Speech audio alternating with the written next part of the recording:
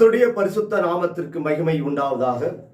இந்த நாள் தியானத்திற்கென்று ஏசாயா தீர்க்கதரிசியின் புஸ்தகம் 55ஆம் அதிகாரம் 6 நாம் வாசிப்போம்.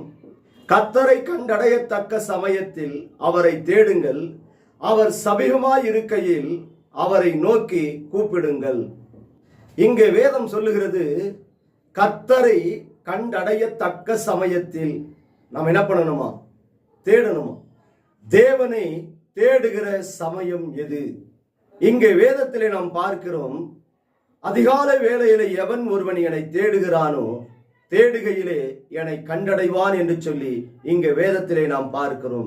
நாம் காலைதோறும் தேவனுடைய கிருபை புதியதாய் இருக்கிறபடியால் நாம் அதிகாலை வேளையிலே நாம் தேவனை தேடுவோமானால் நிச்சயமாகவே நாம் கண்டடைவோம். அப்போ காலை வேளையிலே தேவனை நோக்கி நாம் பார்ப்போமானால் நிச்சயமாகவே அவர் நம் கண்களுக்கு தென்படுவார். இருதயத்திலே சுத்தமுள்ளவன் பாக்கியவான், அவன் தேவனை தரிசிப்பான். காலையிலிருந்து மாலை வரைக்கும் நம்முடைய சுயநலத்திற்காக வேலைகளை செய்கிறோம். அப்படி வேலைகளை செய்யும் போது அநேக மனுஷர்களை நாம் சந்திக்கிறோம், அநேக மனுஷர்களோடு பழகுகிறோம்.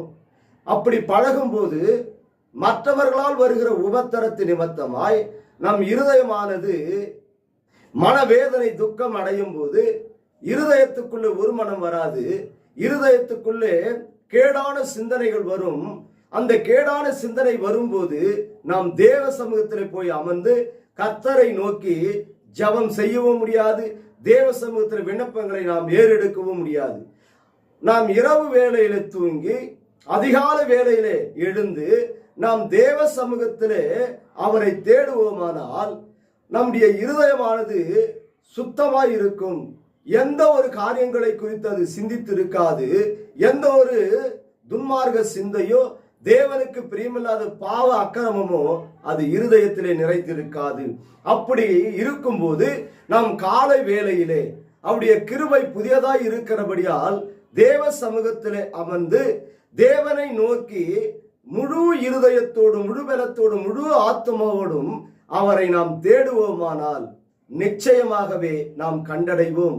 காரணம், நம்முடைய இருதயமானது எந்த ஒரு காரியங்களை குறித்து அது சிந்திக்காது, தேவனையே அது நோக்கி பார்க்கும். அப்போ நாம் தேவ சமூகத்தில் அவரை கண்டடையத்தக்க சமயம் என்று எதை நாம் அறிவோமானால் இந்த அதிகாலை வேளையில தேவனை நாம் தேடும் போது நிச்சயமாகவே அவர் நம் கண்களுக்கு தென்படுவார், அவர் நமக்கு சமீபமாய் இருப்பார்.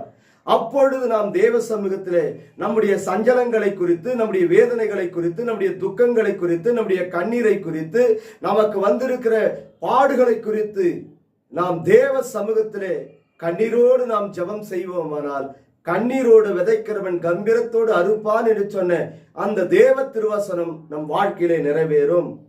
அதனால்தான் கர்த்தர் சொல்லுகிறார், அவரை நோக்கி கூப்பிடும் போது. எப்பொழுது?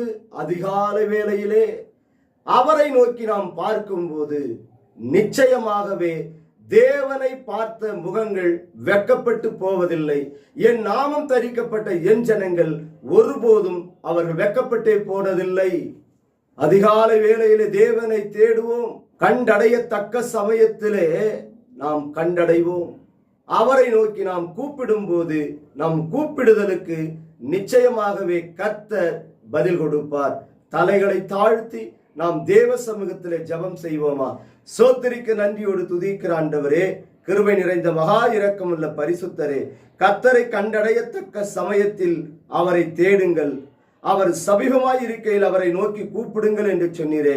அதிகாலை வேளையிலே எவன் ஒருவன் என்னை தேடுகிறானோ தேடுகையிலே கண்டடைவான் என்று சொன்னீர்.